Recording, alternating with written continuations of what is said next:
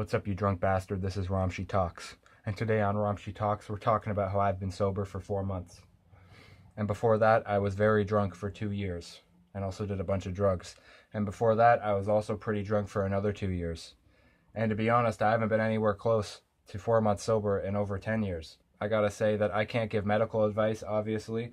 And if you're drinking so bad that you're gonna die if you quit, this isn't the right video, or go get actual help. One of the first things you're going to notice if you quit is that you're going to save a bunch of money.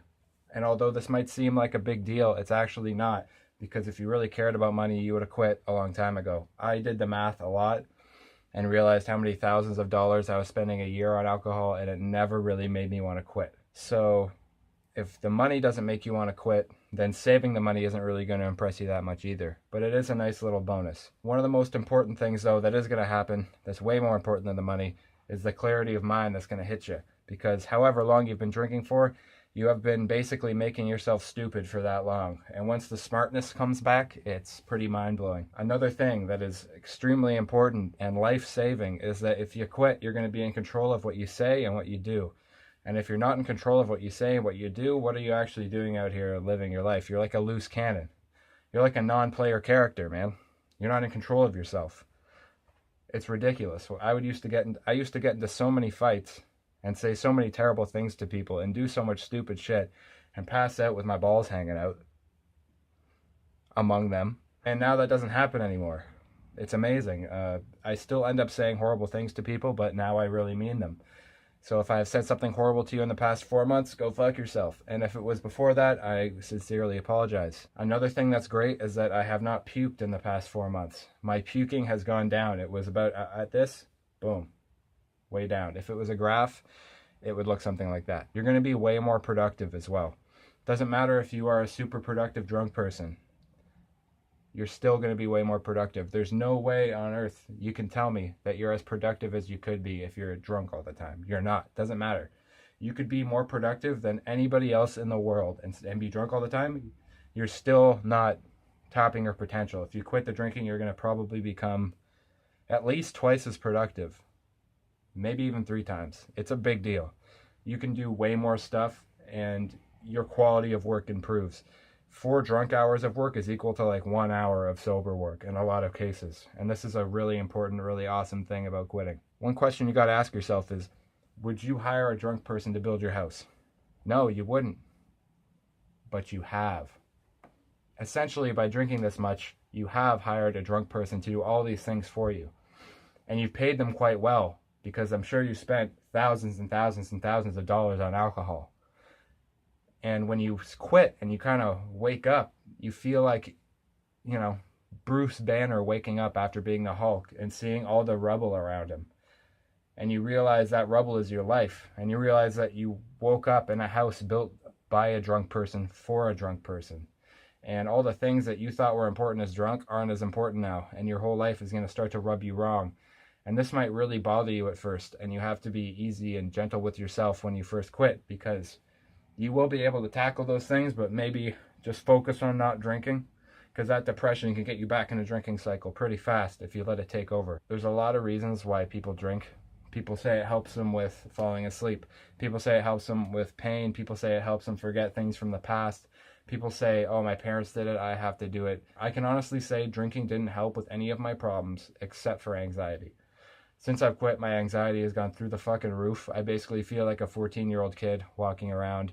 I'm very nervous a lot of the time. I'm confident it will get better, though.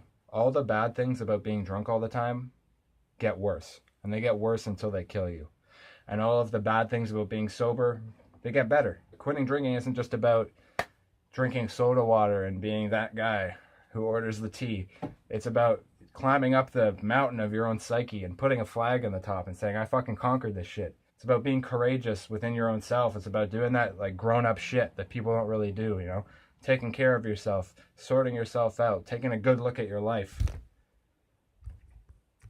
Taking a good look at your life. If you're like me and you love to wake up in the morning and drink before work and directly after work and blow all your money on alcohol, there's no way that you're giving yourself a proper chance to live the best life you could. Let's say you have a crazy dream. Let's just say. Let's say your chances of living this dream are 1 in a million. That's actually a pretty good chance. 1 in a million. What do you think your chances of getting that dream is if you're drunk all the time?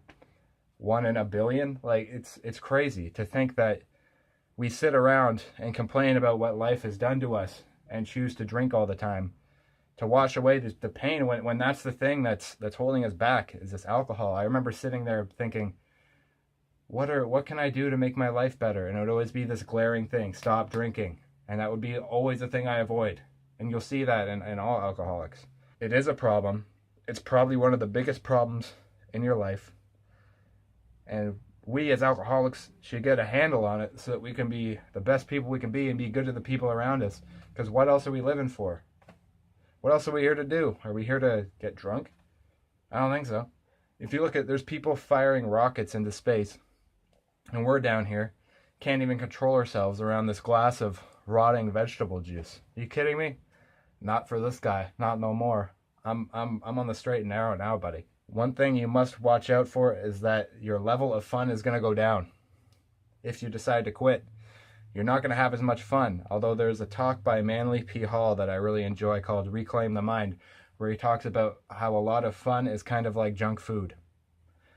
So when you have a great weekend and you drink, an entire bottle of whiskey, a liter of wine, 6 beers, do a bunch of Adderall, snort a bunch of Coke, and break a bunch of bottles in the street and wake up feeling like hell, being like, that was crazy. I had so much fun. Of course you did. You totally abused your body. You took a shit ton of drugs. Your nervous system, everything's going crazy. Of course you had fun. What, you want to, oh, wow, it's so good. Amazing. If you're sober, you're going to have to work a lot harder to get your kicks. So for me, I have a lot of fun when I discover something new, mixing, working on a song, talk to people about something productive, have a good day where you get a lot done. Those are the fun things now. You have to work a lot harder. You don't get that same type of extreme, body-crushing fun of destroying yourself with alcohol and drugs. Although I'm glad I had those experiences, it's a sacrifice that I think is necessary for me. Maybe you feel the same about yourself. I don't know. I know it's scary, and honestly, the scariest part of it is the thought of quitting. But if you feel like it's time to give it a shot, I think you really should, because hell, I did it. And all it took was just going to the store and getting non-alcoholic beer one day. And I thought, hey, it worked for one day, and I just did it, and 4 months went by, and now I'm making this video. You should try it out. The liquor store will always be open for you. You can go drink yourself to death afterwards. Try it for a couple weeks, and then go back. It'll be there. They'll sell it to you. It'll still be there. It's not going to close. The booze will still be there for you. I just think, as alcoholics, we should see what the other side of the coin looks like before we decide to dedicate our whole lives to this drug. Without doing that, we're not really giving ourselves a good shot. Thanks for watching Ramshi Talks. Please check out my music. The links are all in the description. It's all on iTunes and all that shit. You can download it for free on Bandcamp if you want. Thanks for joining me. Have a good and wonderful life.